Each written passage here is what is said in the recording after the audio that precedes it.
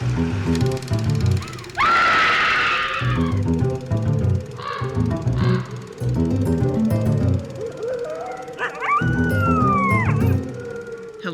and welcome to Scream Scene, the horror movie podcast where we watch every horror movie ever made in chronological order, and then we rank them from best to worst. My name's Sarah. And I'm Ben. Thank you so much for listening to us today. It is our second episode of Season 2, otherwise known as episode 310 overall. How are you doing, Ben? I'm doing pretty good. How about yourself? Fairly good. Yeah. We kind of gave the spiel last episode about why we had such a long hiatus and everything. As of recording, tomorrow, the next business day, is when a new person gets hired at work who will be taking off the second job that I've been doing. So I am nervous and excited, but mainly nervous. And hopefully it leads to there being less on your plate. Theoretically it should. Theoretically, that's why I'm nervous. Yeah. Because I don't know what my job is going to look like, because I've been doing not just two jobs, but mainly the other job. Yeah. For a year. Yeah. So it's like you forget what your real job is. Yeah, exactly. But I am excited for the potential of the future. So that's how I am. I'm also a little unsure for tonight's movie. Tonight we are going to be watching L'ULTIMA Preda del Vampiro from 1960, aka The Last Prey of the Vampire. But Ben, do you want to tell us what this was named in America? The Playgirls and the Vampire. I mean, not incorrect as a translation. Just guessing that the Playgirls are the last prey. And this is coming from director Piero Regnoli, so Italian. Yes. So in episode 294, which is not that long ago, kinda, it was 16 episodes ago, but a while. But in real world time, but not 16 weeks ago. Yeah. 16 episodes ago, but not 16 weeks ago. We saw a film called L'amante del vampiro, the vampire's lover, aka the ballerina and the vampire, which was an Italian film about a group of female dancers who discover a spooky castle and some vampires. And it was fine. We ranked it at 67. Yeah, it was above Black Cat Mansion. Sorry, I'm laughing because I'm remembering what all these movies are about. Yes. That's how long it's been. No, I remember it being a good time, and it had some great one-liners. The vampire was a lady, right? There was a lady and man.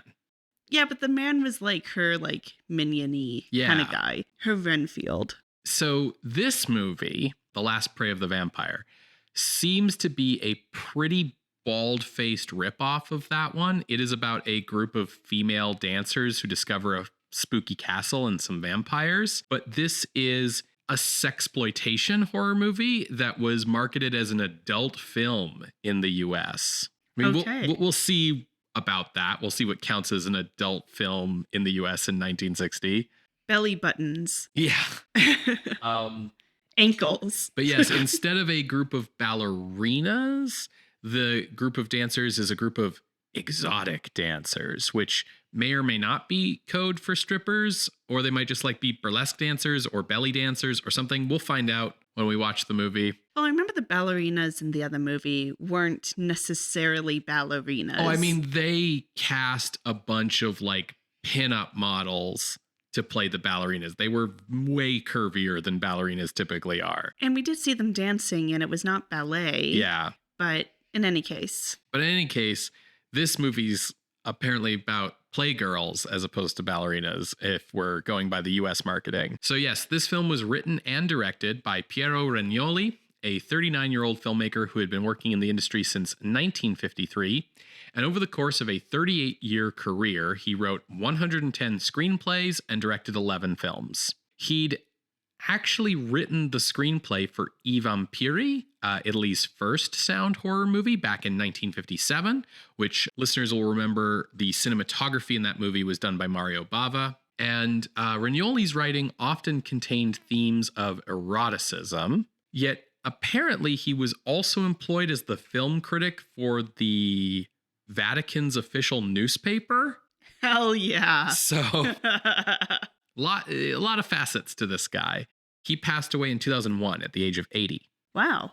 There's even some cast and crew overlap from L'amante del vampiro to this movie. Composer Aldo Riga wrote the score to both films, and Walter Brandi played the vampire Herman in the earlier movie, the minion vampire, and he is Count Gabor in this film. So he's been bumped up. Yes. The lead actress here is Lila Rocco, who was born Maria Luisa Rocco in 1933. She made her screen debut at 18 in 1951 and appeared in over 30 films before retiring in 1964. Meanwhile, Alfredo Rizzo, who mostly played like villains and also wrote and directed erotic films, he plays a comedic role here as the dance troupe's bumbling manager. Classic. The story for this movie runs through like a ton of cliches. Yeah, I could pick that up from like bumbling manager and all of this. And the lead dancer is also like the spitting image of the vampire's long dead wife. Of course she is. However, the movie was a big success when it was released in Italy on November 28th, 1960. Like, it did business. So how it came over to the States involves British-born film producer Richard Gordon, who was the younger brother of AIP producer and writer Alex Gordon, who we've talked about in the past. Richard Gordon was looking for some European horror films to import to the US and distribute. He was born in 1925 in London, and with his brother grew up a huge film fan. These are the kind of guys who were like contributing to fan magazines, that kind of stuff. And after serving in World War II, the brothers moved out to the US to get involved in the film industry. Alex headed out for California for Hollywood, while Richard stayed behind in New York. And from there, he specialized in British-American co-productions. For instance, he handled the American distribution and co-production side for the British films The Haunted Strangler, Fiend Without a Face, and Corridors of Blood. Okay. Gordon purchased U.S. distribution rights to L'ultima preda del vampiro from Janus Films and released a dubbed version of the movie in 1963, marketed as an adult film called The Playgirls and the Vampire. He also cut the film down to make it appropriate to sell to TV as Curse of the Vampire. Yeah, I feel like at that point you need to change the name if you want it on TV. Yeah. Like TV censorship is very, very strict. Yes, much more strict than film at this time. So contemporary reviews for this movie were unkind. Like, gasp. I am shocked. Despite the film being less than 3 years old when it was released in the United States, reviewers noted that it resembled like an old Universal film of the 30s. It was called a pathetic rehash of vampire cliches, second-rate melodrama, and a totally shop-worn, sex-propelled fang, bat, and tomb opera. Okay. So this has the potential to be raucously fun, or it could fall flat on its face if it's not willing to fully commit to some of this stuff. Yeah, if it's bad, we hope that it's like over the top bad, because the worst kind of bad is boring. Yeah.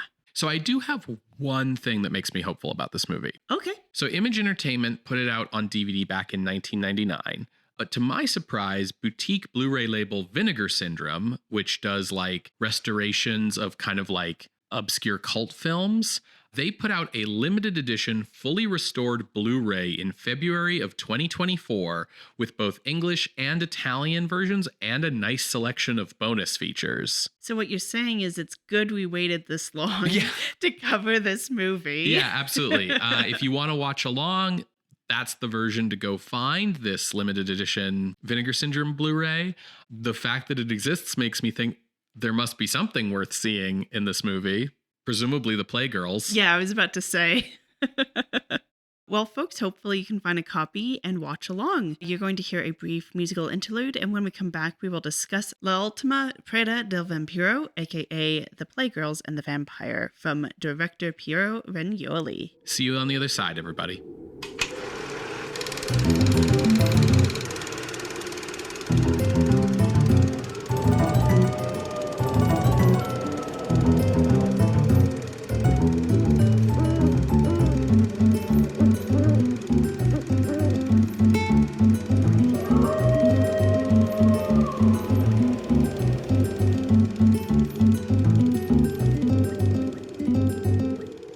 Welcome back to Scream Scene, everybody. We're talking about The Playgirls and the Vampire here on the show. Sarah, what did you think? It's fine. I've seen worse movies. True. This was pretty bad, though. Yeah. There's no mood. It's like, hey, look at these dancing girls. And then, like, not a lot else happens. Before the break, I said that the critics of the time kind of noted that it resembled like an old Universal film of the 30s, that like it was kind of thought to be like a rehash of cliches. Yes. And yeah, they were totally bang on, other than the nudity, which isn't very explicit, and then like one extended striptease scene. The only thing that marks this movie as having been made in like 1960 and not 1940 is like the fashion and the hairstyles. Yeah, we got a mad scientist, we got a vampire, we got a spooky castle, we got villagers scared. Which makes it sound exciting, right? No. Well, we've also got like really slow pacing and kind of like people being afraid of things that are off camera, and all of our like kind of violence happening off camera. Like that's why it feels like super old fashioned to me, among other things. Yeah, it's very tired. Mm-hmm. That's why it feels old fashioned to me. We've seen all this shit before and they're not doing anything new. Exactly. And it's been 20 years. My guys. It feels like a bunch of people, who aren't horror movie people making a horror movie, in that same way that like, I don't know, if someone today was like, I'm going to make a slasher film, I bet it would read a lot like an 80s slasher film and have like nothing to do with modern, material, right? Because they're just going off of what they, in their mind, think. Which you said this director has done like, 10 movies out of his like 30 or 40 year career? Yes. He's more of a screenwriter.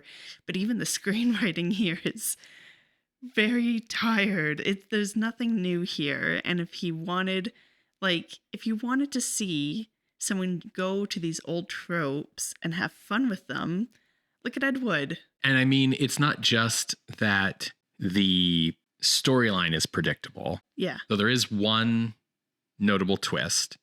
It's the execution. It's like how tame the scenes are, the slow pace, the way that there's an extended epilogue to explain everything. Yeah. It's all just like very extremely old fashioned feeling. And the movie doesn't commit enough to the horror. And like, if you're already going to be playing in adult only cinemas because of the nudity, like why not go out with a bang? Yeah. Why not go all out with the horror? And the slow pace is not helped with this, like, it has no ability to hold mood or tension. Mm-hmm. It's not a very good movie. But why don't I tell the folks at home what happens in it? Yeah, for sure. Let's talk about that predictable storyline. So in the movie, we have 4 or 5 dancing girls. And we have our driver named Ferenc and their manager, Lucas. Sorry, what's the driver's name? Ferenc.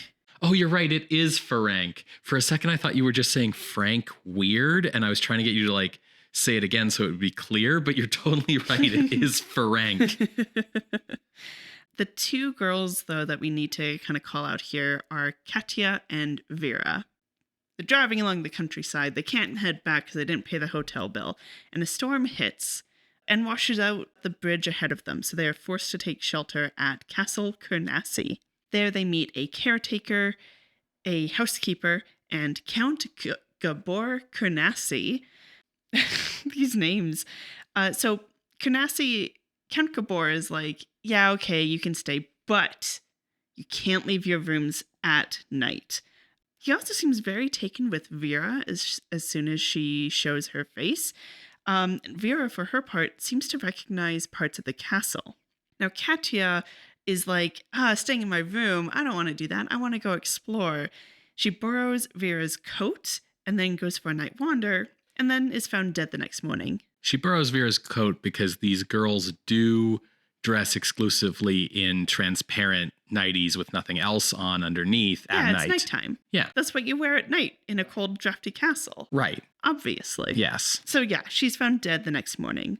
Vera and Gabor are getting a little closer And he shares that Vera actually looks like his ancestor Margarita, who died centuries earlier. That's always my go-to pickup line when I'm... I mean, it worked for me. You look like my ancestor from back in Romania. Yeah. Your red hair and pale skin. So they end up burying Katya, but that night, Vera goes to have a wander. She goes to the grave, and she sees a ghostly caped Gabor nearby, who, refuses to speak to her and crouches into the bushes. Mm-hmm. Backs away Homer Simpson style. Very much so. So the next day, Vera goes to Gabor and is like, what was up with that? Unfortunately, she interrupts his time in the laboratory where he is experimenting with Katya's body. He says he's trying to find a cure, but For evil, but doesn't really go beyond that. You can't explain everything to her right now. Yeah. Because then the movie would be over. And we're already only 40 minutes in and we have 20 minutes to go. Anyways, she's like, okay, well, at least talk to me next time I see you in the gardens. And he's like, what? And she's like, well, I saw you were wearing your cape. You looked really pale and you backed away into the bushes. And he's like, okay, if that happens again, stay away from me 100%. That night, Caped Gabor kidnaps Vera and basically is like, you're going to be my vampire bride. Because if you hadn't guessed it already, Caped Gabor is a vampire. We also see that Katya is also a vampire. She is doing stalking of her own with Lucas, the manager. And she's jealous about Vera. She's like, it's supposed to be me. I'm your bride. Except it was a big mistake that she got attacked because Caped Gabor thought that... because she was wearing Vera's coat. And so Caped Gabor thought that was Vera. Happens to me all the time. I was wondering why my coats keep going missing. Anyways, then regular Gabor shows up.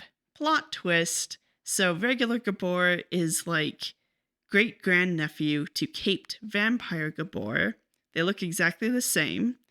It's for his caped vampire great-uncle Gabor that he's trying to find this cure so he can be laid to rest and his soul is saved. Now, Vampire Gabor kills Katya because he's like, no, this is supposed to be my love. She looks like my wife who's dead. Through a struggle, regular Gabor ends up killing the vampire. Which means all's well. The creepy housekeeper is like, oh yeah, I just didn't want you to find out about the vampire. The guilt that regular Gabor would have had to actually kill him. But I guess that happened anyways. The groundskeeper was totally a red herring. He's kind of like a Dwight Fry knockoff. But yeah, so Vera and regular Gabor are now going to get married, but he needs to sell the mansion first. So in the meantime, she's going to continue being a playgirl. They hop on the bus and continue down the road. She's going to continue her career. Feminism. That's the end. The mystery in this movie, such as it is, basically the twist is just that there's two Gabors. The idea that oh yeah, the Count in the spooky castle in the vampire movie is a vampire. Not a big twist, not a big surprise. The twist is that he isn't the vampire. The vampire is another dude who looks exactly like him. But that means, because regular Gabor is just regular, it means that the mystery is one of those frustrating varieties of mystery where it's only a mystery because the person who knows the answer doesn't explain anything when asked, except in vague, cryptic terms. At multiple points in the movie, he could have explained everything that was going on. He just chooses not to. And yeah, there's some of that typical oh, well, you wouldn't believe me because it's vampires and whatever. But there are times where he explicitly says in the dialogue, I can't explain it to you right now. Yeah, which implies once we're married or whatever, because they're already in love. It implies once the movie's over is what it implies. It's just, this whole thing could be, the thing is that this kind of quote unquote mystery, it's sort of the same genre as the sitcom misunderstanding that's only a misunderstanding because one person won't explain a very obvious mistake. Which is lazy writing. Yes. But also what shows off this movie's laziness in its writing, maybe that's too harsh, but I'm going to say laziness, is that when they're explaining why they didn't just kill the vampire in the first place, it doesn't make any sense. Yeah. Because it's like, oh, but the guilt would weigh on regular Gabor's soul. And Sure. it's like, dude's off killing villagers. Like, I think it's okay Yeah. for him to take on that responsibility. Well, and instead of like trying to find a cure, the fact that other people get made into vampires, like there's no logical explanation. Things don't always need to be logical, I will admit that, but this movie tries to make it a logical explanation, and it's not. It's like they realized that like that was such a big plot hole. Like, why wouldn't you just kill your vampire ancestor? That they needed to have a scene explaining it, and by explaining it, they kind of made it worse, right? Yeah. Okay, modern day Count Gabor is going to cure vampirism so that he can put his ancestor's soul to rest. And that's why he hasn't just staked his ancestor, except that his ancestor's from like the 18th century or something. So why did all of the Carnassis in between vampire and now not do anything about it? Yeah. Right? Why is he also the only vampire? Yes. It doesn't make any sense. What happened to Margarita that he's like obsessed with Katya? This is the thing, is the movie's relying a lot on old tropes. The movie is like, oh, I don't have to do the work of explaining any of this because I'll just throw in a trope that you've seen in another movie and you'll just fill in the blanks for me.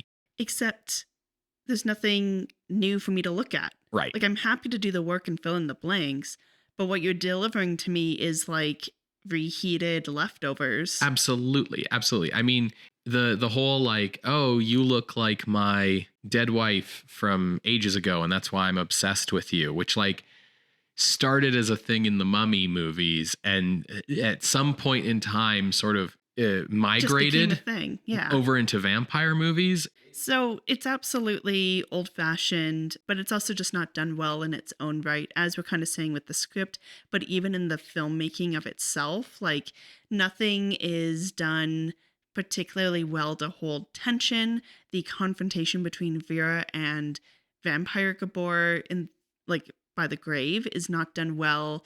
The makeup is not done well, but if you had enough shadows, I could forgive you.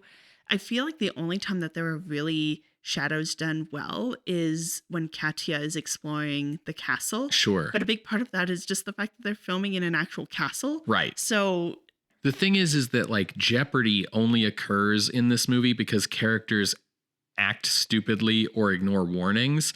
Like basically, if Katya hadn't gone out the first night when they'd been explicitly told not to do that, none of this would have happened. Yeah. And this actually brings up a very interesting thing. So when Katya's like, I'm going to go explore, it's because she's looking to have a shower. And Ben paused the movie to look up when Psycho was released in Italy.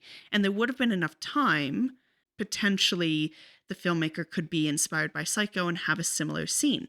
Except she never even makes it to the fucking bathroom. No. She wanders around a bunch of like old storage hallways for about a half hour. Yeah, which it would have been very interesting to see like a mix of like a Psycho, which is psychological thriller, with these old tropes, but nothing about this movie is inspiring. No. Like even when Katya's wandering around, it's very like what you would expect. There's nothing.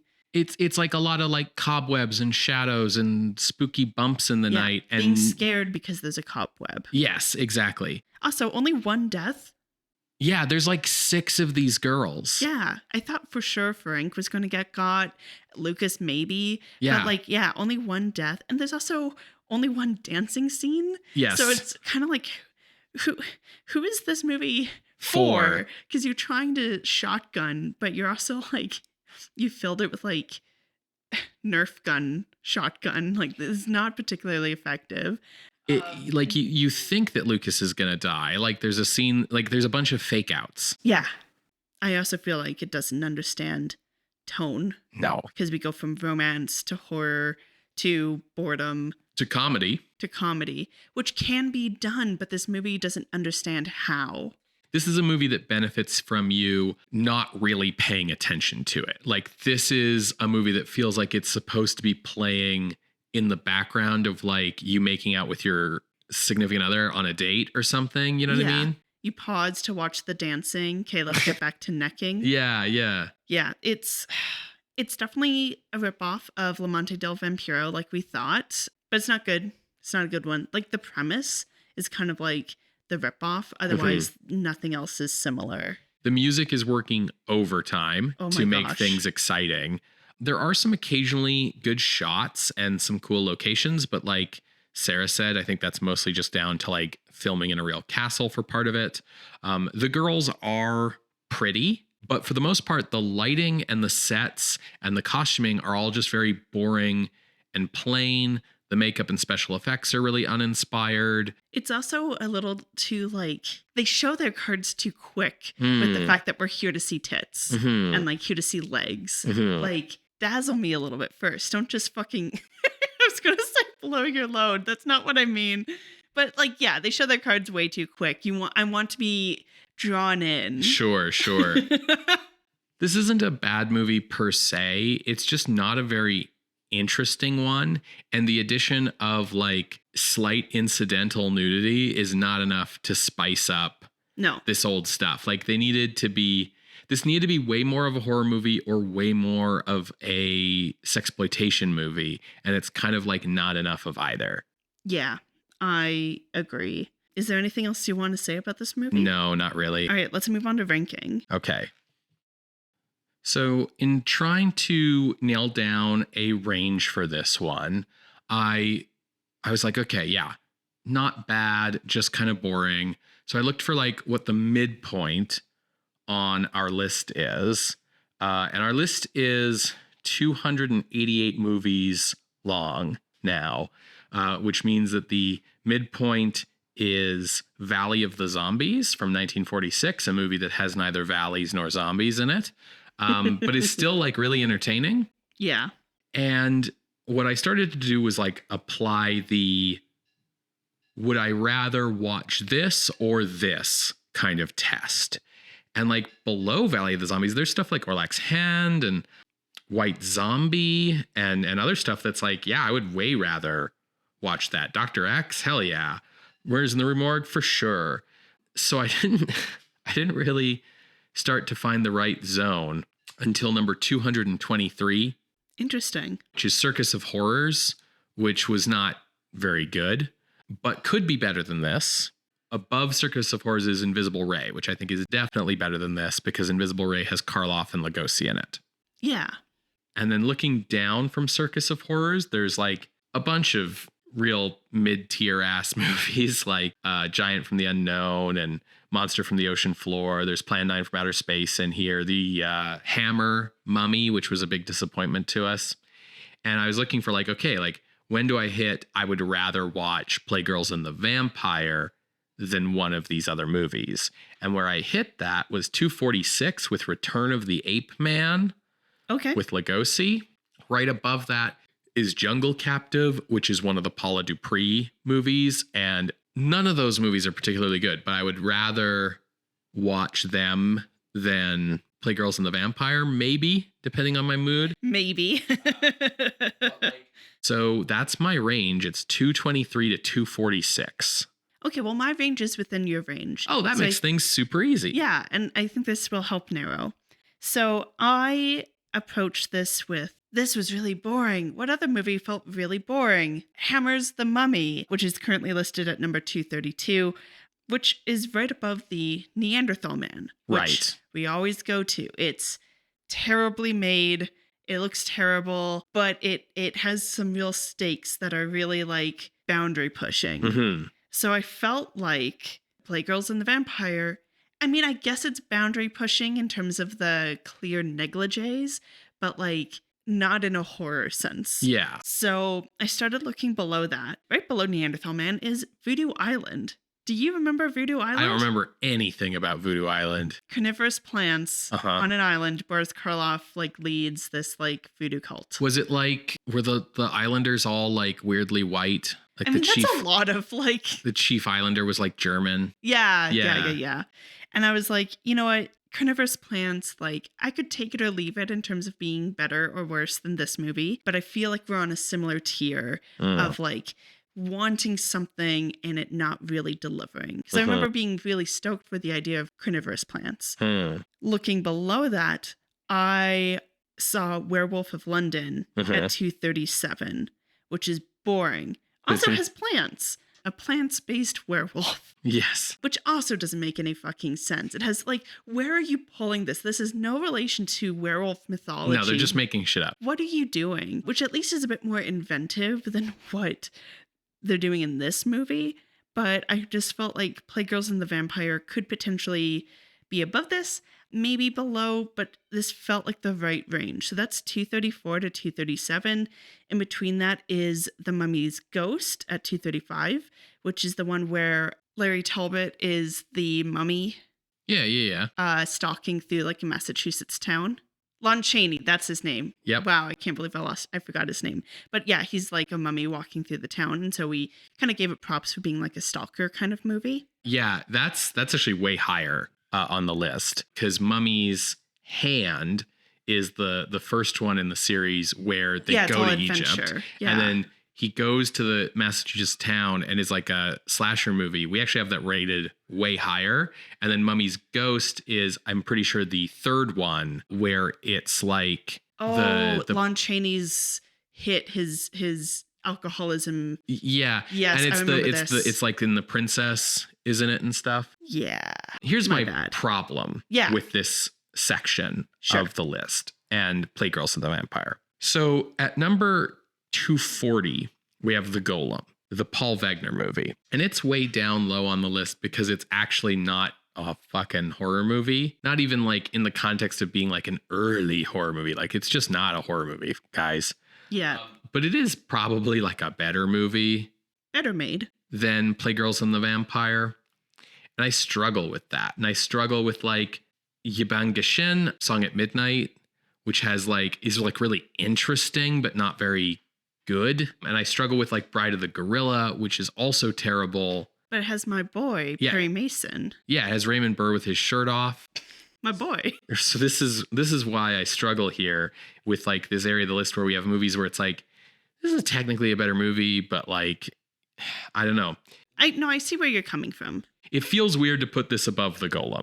Looking towards the bottom of your range here with The Monster Maker, Return of Ape Man, and Jungle Captive. I think this goes above all those, maybe. I think so. Like, Jungle Captive is drawing a lot on some bad racism stuff that are like, yeah. It's also like the same movie as the previous one. Yeah. So at 241, we have the 1941 version of The Black Cat. That's the comedy version.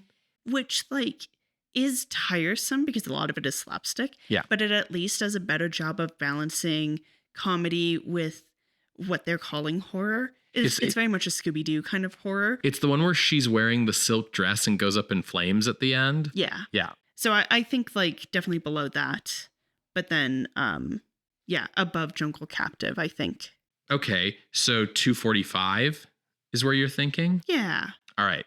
So entering the list at the new number 245 is The Playgirls and the Vampire, a.k.a. L'Ultima Preda del Vampiro, directed by Piero Regnoli from 1960. If you would like to see this list, you can go to screamscenepodcast.com. If you would like to contest this or any other ranking through the history of Scream Scene, you can send us an email at screamscenepodcast@gmail.com or drop us a line through our Patreon or on Twitter. Twitter. Yeah, you know what? Use send us an email. Contact us on Patreon. Do the Tumblr ask box. The less Twitter I have to do in my day, the better. How about that? Cool. Love it. Yeah. Scream Scene updates every other Wednesday on Apple Podcasts, YouTube Music, Spotify, and many other podcasting platforms. You can subscribe to the show using our RSS feed, and that way make sure you never miss an episode, regardless of which multinational corporations buy which other media platforms. And if you want to support the show, you can head on over to our Patreon, as mentioned, at patreon.com/screamscenepodcast. There, you can become a patron of the night for as little as $1 a month. Patrons at the $5 and $10 categories get access to regular bonus content. So if you want to see all of that and the backlog of cool stuff we've done on Patreon in the past, head on over to patreon.com/screamscenepodcast. So Ben, what are we watching next week? Well, Sarah, next week we have a British and French co-production. It is a new version of The Hands of Orlac.